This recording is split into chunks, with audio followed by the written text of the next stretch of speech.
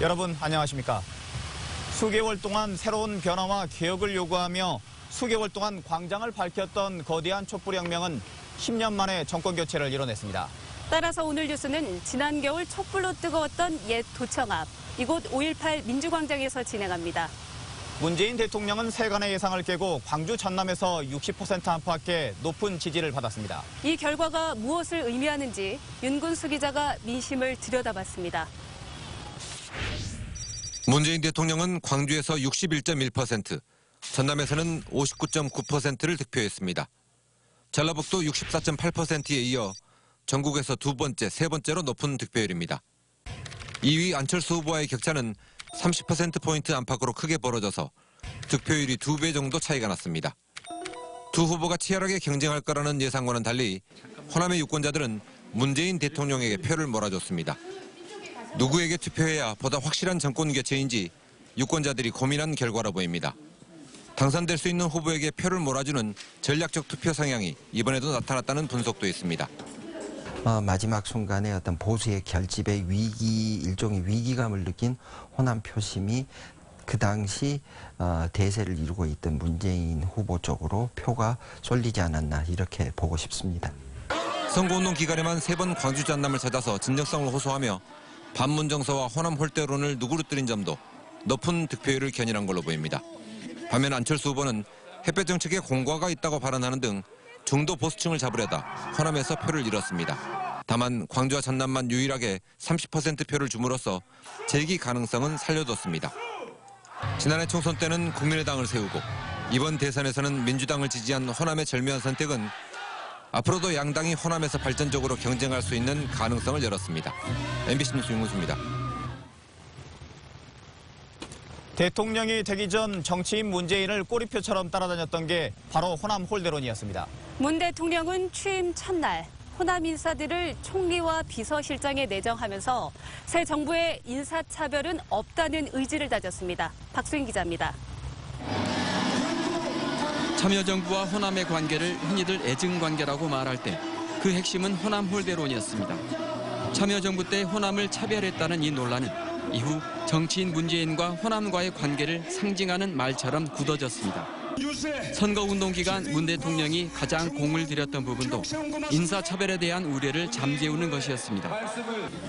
제가 대통령이 되면 호남 차별, 인사 편중이라는 말이 다시는 나오지 않게 하겠습니다. 도지사로서 안정적인 문 대통령은 취임 첫날 이낙연 전남지사를 총리로 내정하면서 약속 이행에 첫 단추를 꿰습니다. 출범 시대하는 우리 이 후보자님 지명은 호남 인재 발탁을 통한 균형 인사의 시작이 될 것입니다. 안정감과 대통령 비서실장에도 전남 출신의 임종석 전 의원을 임명했습니다. 새로운 대한민국의 국정을 이끌 두 요직에 나란히 전남 출신 인사를 발탁한 건 호남과의 관계를 더 긍정적이고 협력적으로 만들어가겠다는 의지로 해석됩니다. 이제 국민 통합이라는 측면에서 의미가 있고 두 번째로는 호남 인사를 기용하더라도 구색 맞추기식이 아니라 실질적으로 일을 하고 그다음에 그런 일을 통해서 성장 가능성이 있는 사람을 발탁. 앞으로 발표될 정부 내각의 주요 자리에도 호남 출신 인사들의 이름이 거론되고 있어서 탕평 인사에 대한 기대와 함께 지역 균형 발전에 대한 기대 또한 어느 때보다 커지고 있습니다.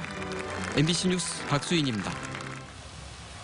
일주일가량 남은 5.18 기념식의 풍경도 이전과는 완전히 달라질 것으로 보입니다. 5.18 뮤지의 취재기자 나가 있습니다. 김철원 기자, 대통령 참석을 비롯한 5.18의 위상 변화가 예상되고 있죠? 네, 문재인 대통령의 5.18 기념식 참석이 확실시되고 있는 가운데 이곳 국립 5.18 민주묘지는 일주일 앞으로 다가온 5.18 기념식 준비에 한창입니다. 노무현 전 대통령이 재임 기간 임기 내내 5.18 기념식에 참석한 반면 이명박 전 대통령과 박근혜 전 대통령은 재임 기간 각각 한 차례씩만 5.18 기념식에 참석했었죠. 문재인 대통령은 후보 시절 5.18 기념식 참석과 임을위한 행진곡 재창을 여러 차례 약속한 바 있습니다. 5.18 민주항쟁 기념식에 제19대 대한민국 대통령 자격으로 참석하겠습니다. 동지들과 함께 목숨껏 임을 위한 행진곡을 부를 것입니다. 5.18 기념식 참석보다도 주목되는 건 문재인 대통령의 5.18 공약입니다. 임을 위한 행진곡을 5.18 공식 기념곡으로 지정하는 것은 물론 발포 명령자를 비롯한 국가 차원의 진상보고서 채택을 약속한 바 있습니다. 또 특별법을 만들어 최근에 5.18 왜곡과 폄훼 시도를 처벌하겠다는 약속도 했습니다. 무엇보다 기대되는 건 5.18 정신을 개정 헌법에 전문에 수록하겠다는 약속입니다. 5.18 민주화운동 정신은 헌법 전문에 기록될 것이며 발포 명령자 등 아직도 은폐된 진상은 철저하게 규명될 것입니다. 보수 정권 10년 동안 홀대받았던 5.18 광주 민주화운동이 새 정부에서 어떤 위상을 갖게 될지 벌써부터 기대감이 커지고 있습니다. 지금까지 국립 5.18 민주묘지에서 MBC 뉴스 김철원입니다. 문재인 대통령은 선거 기간 동안 호남은 가장 중요한 국정 파트너가 될 거라며 다양한 지역 발전 공약을 내놨습니다. 그중에도 혁신도시 시즌2를 열겠다는 공약도 있는데 이번엔 혁신도시로 가봅니다. 이미지 뉴스 리포터, 혁신도시에도 변화의 바람이 불겠네요. 네, 제가 지금 나와 있는 곳은 혁신도시에 있는 빛가람 전망대입니다. 지금 제 뒤를 보시면 불빛을 환하게 밝히고 있는 혁신도시의 모습을 보실 수 있는데요. 참여정부에서 추진되기 시작한 혁신도시가 조금씩 자리를 잡아가고 있습니다. 보수정부 10년을 거치는 동안 추진 속도가 기대에 못 미쳤지만 문재인 대통령이 당선된 만큼 이곳 빛가람 혁신도시도 획기적으로 변화할 것이라는 기대감이 높아지고 있습니다. 호남의 일자리를 가장 많이 만든 대통령, 호남 경제를 부흥시킬 대통령이 되겠다고 약속했습니다. 이를 실현할 방안으로 제시한 대표적인 공약이 광주 전남을 에너지 신산업의 메카로 만들겠다는 겁니다. 광주 전남 빛가람 에너지 분리 성공시키겠습니다. 한정공대 설립해서 세계 최고의 에너지 전문 공대 만들겠습니다. 국립심혈관센터 설립도 광주 전남 상생 공약으로 제시했습니다. 광주와 전남에 각각 8대 공약도 내놨습니다. 광주에는 미래자동차 생산기지 조성과 군공항 이전, 문화중심도시 사업 정상화와 문화기술연구원 설립 등을 약속했습니다. 전남에는 서남해안 관광 휴양벨트 조성과 무안국제공항 활성화, 국가생물의학단지 조성, 해경 제2정비창 유치 등을 공약했습니다. 하지만 조기 대선으로 시간이 짧았던 탓에 언제, 어떻게 공약을 실천할지 구체적인 로드맵은 제시하지 못했습니다. 광주시와 전라남도는 태스크포스 팀을 꾸리는 등 대선 공약 실현을 위한 후속 대책 마련에 착수했습니다. 친환경 자동차, 에너지 산업, 문화 융합 콘텐츠 등 지역 현안 공약에 대해서도 진정한 응답이 있기를 기대합니다. 대통령의 균형 발전 의지와 호남을 향한 애정 때문에 광주 전남 발전에 대한 기대도 커진 가운데 한전공대 설립 등의 상생 공약을 놓고 광주시와 전라남도가 지나치게 경쟁하기보다는 지혜를 모아야 한다는 지적이 나오고 있습니다. MBC 뉴스 이미지입니다. 이번 대선을 보다 더 자세하게 분석해 보겠습니다. 조선대 정치외교학과 공진선 교수 모셨습니다. 안녕하십니까? 안녕하십니까? 광주 전남에서 문재인 후보에 앞선 1년 전 총선 때와는 전혀 다른 결과인데요. 어떤 의미로 읽을 수 있을까요? 예, 지난번 총선이 과거의 실망에서 비롯한 투표였다면 이번 대선에서의 투표는 미래에 대한 기대가 담겨 있는 투표라고 생각을 합니다. 호남 유권자들 거의 모든 분이 사실상 이제 정권 교체라고 하는 큰 목표에는 동의를 하셨고, 다만 그 수단을 어느 후보를 통해서 하느냐에 대해서 이견은 보였지만 더 많은 수의 유권자들은 아무래도 국정 경험이 있고 의회를 경험한 안정적인 문재인 후보를 그 대안으로 선택하셨던 것 같습니다. 오늘 하루 대통령이 하루의 일정을 보시면 아시다시피 굉장히 능숙하게 여러 가지 일들을 처리하고 의회와의 협력도 약속하고 이런 모습들이 예상대로 드러났고요. 호남 유권자들은 그런 어려운 상황에서 출범하게 되는 이 새 정부에 힘을 실어주기 위해서 어느 정도는 강한 지지를 보였다고 생각합니다. 네, 그렇군요. 그런데 국민의당은 지도부가 사퇴하는 지역에서 입지가 불투명해졌습니다. 패착이 어디에 있다고 보십니까? 저는 입지가 이제 불투명해졌다고까지 말씀드리고 싶지는 않고요. 네. 아직까지 더 기회는 열려 있다고 생각을 하는데요. 조금 전에 말씀드렸던 이제 문재인 대통령의 안정적인 행보와 대조적으로 안철수 후보 개인이 조금 유권자들이 보시기에 안정감을 주지 못한 것이 1차적으로 원인이 있다고 생각을 하고요. 두 번째는 전쟁의 비유를 하자면 두 개의 전선에서 동시에 전투를 벌여야 되는 그런 상황 속에서 그것은 이제 뭐 정체성이 제대로 확립되지 못한 것이라고 얘기도 되지만 네. 약간 어려움을 많이 겪었던 것 같습니다. 그리고 뭐 유권자들과의 아직까지 일체감이 제대로 이루어지지 않은 점이라든지 또는 당 내의 팀워크나 팀플레이가 제대로 이루어지지 않은 점 여러 가지를 거론할 수 있겠는데요.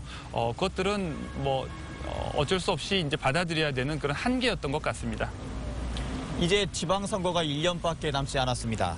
내년 선거 어떻게 전망하십니까? 이번에 이제 더불어민주당이 대선에서 승리를 했지만 그렇다고 해서 호남에서의 선거가 더불어민주당에게 일방적으로 유리해진 것은 아니라고 봅니다. 네. 어제 만난 어떤 분은 호남민의 아주 탁월한 정치적 감각이 표출된 결과라는 표현을 썼는데요. 마찬가지로 내년 선거도 어느 정당에게도 만만치 않은 그런 선거가 될 거라고 생각하고요. 남은 1년 동안 두 정당이 전열을 가다듬고 쇄신하고 그리고 특히나 중요한 것은 호남에서 더 개혁적이고 참신한 인물들을 공천하는 것이 중요하다고 생각합니다. 네, 문재인 정부가 또 호남 발전을 약속을 했는데요. 이 지역 발전이 호기를 맞은 셈인데 지자체 어떻게 해야 될까요? 예, 지자체들이 지금까지 많이 준비해온 만큼 앞으로 이낙연 지사와 협력해서 잘 이끌어 나가시면 좋을 것 같습니다. 네, 오늘 말씀 고맙습니다. 예, 감사합니다.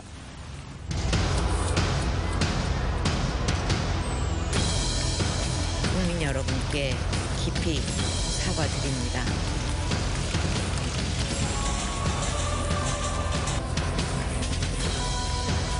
김기춘 전 실장과 조윤선 전 장관이 특검에 동시에 소환된 대통령 박근혜를 파면한다.